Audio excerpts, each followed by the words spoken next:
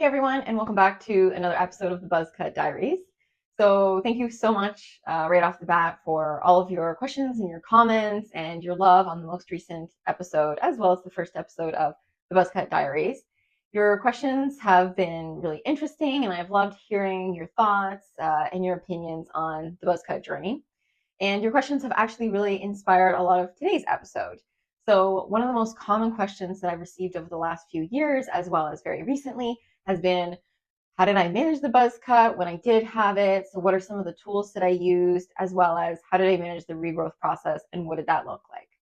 So, today's episode will do a bit more of a deeper dive into what were those sort of holy grail products that got me through the buzz cut phase, as well as growing it out and how did we get to where we are now. So, let's dig on in. So growing out my hair after having the buzz cut was definitely an interesting experience. At first, it felt really just so freeing to have a buzz cut and I didn't have to worry about my hair. Every morning I would get up and obviously, do my makeup or not do my makeup. But when it came to hair, I didn't really have to worry about washing it, drying it, um, you know, styling it, buying styling products. I just didn't have to worry about it. I didn't have to think about what I had to do with it to make it look good with an outfit. At the end of the day, I had no choice. And I think I really liked having no options. It's just that was my hair and that's what I was going to get. Then as I started to grow it out, I definitely started to face new challenges. You get to a point where you're in those awkward stages where it's too short to be a buzz cut, but it's not long enough to be a full haircut yet. And there was a lot of moments where I was definitely reaching for bandanas, headbands, and hats to help me feel a bit more comfortable in that regrowth process. So pretty much here's how it broke down for me. In the first month, it wasn't that big of a deal. While I was actually buzzing my hair, there were a couple periods of time where maybe over the holidays or other times when I was really busy, I just wouldn't get around to buzzing my hair. So I was kind of used to it hitting that 4 week mark here and there. So the 1 month period. And while it wasn't my favorite buzz cut length, it was something that I was already used to. So month one was fine. It was like, hey, I can do this. It's only, 10 millimeters long, and I can really manage that. So in that first month, I would really say that it was all about scalp care for me. So how can I sort of replenish the skin on my head from the repeated buzzing? I did shave it pretty frequently as well. So I had some irritation and maybe just some micro tears on my scalp. So I was really focused on how can I really support that skin and make it a fertile breeding ground for new baby hairs. So I'd say by month two is when things really started to get tricky. That's when you've got sort of, the chia pet grown out look from the buzz cut. It definitely wasn't a buzz cut anymore, but it was growing straight up, and there's nothing I could really do to make it grow downwards. So I did focus a lot on trying to actually retrain my hair. So when I would have a shower or just wet my head or whatnot, I would put a little bit of a lightweight product in it, and I would start to wear headbands and hats for short periods of time to try and train the hair to go downwards instead of just you know up and out to the sun. During that month too, everything was still pretty even. It was all just pointing out in all directions in a consistent way. But when I hit month three, I think that's when you really start to feel like you're gonna need a trim because you've got all of the hair on the top of your head that's still going straight out or maybe starting to fold downwards if you've been training it. But then you've got all the hair down near your neck that has been growing downwards. So as you can imagine, you've got a little bit of a mullet situation going on. And I'm not opposed to the mullet, but personally, it's not a look that I was going for at the time. So I would say month three is when I first started to introduce trims to my hair. So trimming down that hair along my neckline while letting the top hair grow out. So I was really focused on trying to get hair at the top of my head to get to my ear so I could almost have a little tuck and to keep trimming. So I knew that I was going to keep trimming until that point.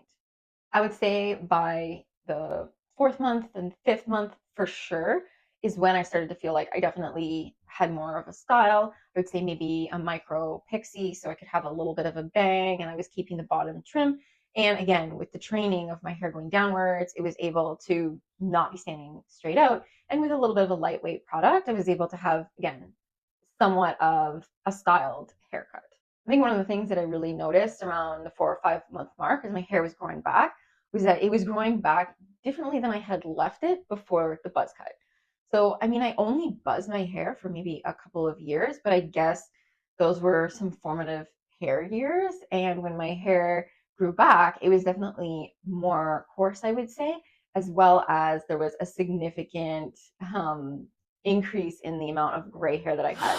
So that was a little bit surprising to me to see, half of my hair come back gray. And it was jarring at first, but I really started to actually appreciate that sort of salt and pepper look. And it became a bit of my style at the time until I bleached my hair. But I really did enjoy the gray that had come back.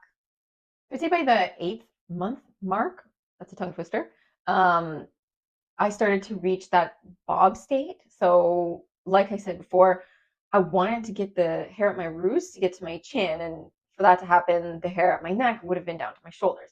So I was continuously trimming that neckline to ensure that I had just a straight across bob around that time. And then by 1 year, fully back down to my shoulders and back to where I had actually started. So definitely the regrowth process wasn't that bad. There was a couple stages in the beginning. I would say those first few months can be challenging, but by 4 months, I was comfortable, fully comfortable in the hairstyle that I had. There were there were definitely moments where I missed having my buzz cut. I missed the simplicity of it. I missed it when I was in those awkward stages. I wanted to just go backwards or go forwards.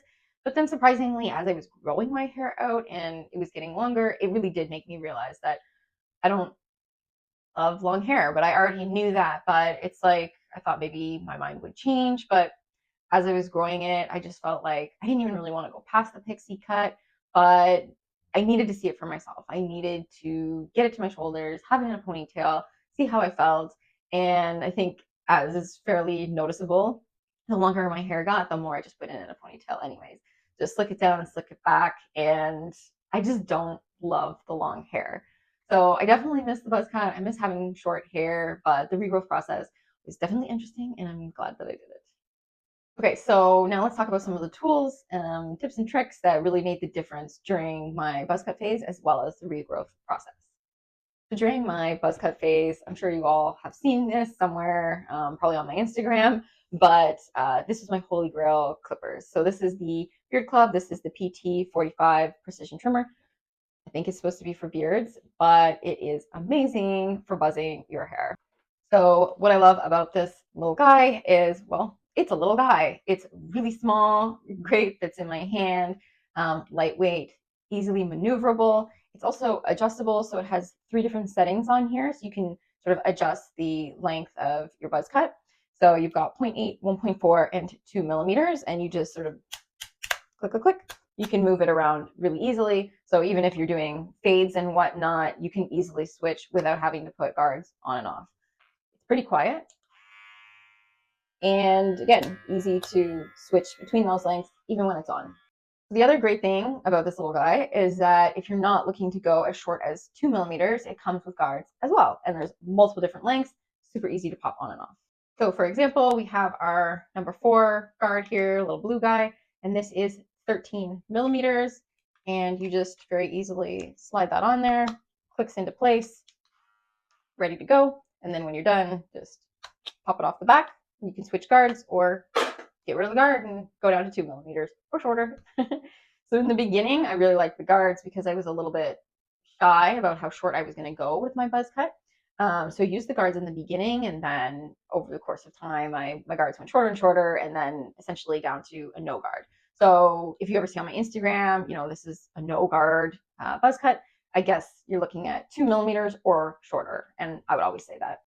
So one of the other products, I don't have it right now, but I'll include a photo somewhere in this video, is the Briogeo Scalp Care. So as I said, during my buzz cut, as well as when I was starting to grow it out, scalp care was really the most important things to me. So I loved using the Briogeo Scalp Care. Comes in like a little eyedropper, and just massage that into the scalp, and it really helps with hydration, and it's soothing and reduces some of that irritation that can come from consistent buzzing as well as razor shaving your head.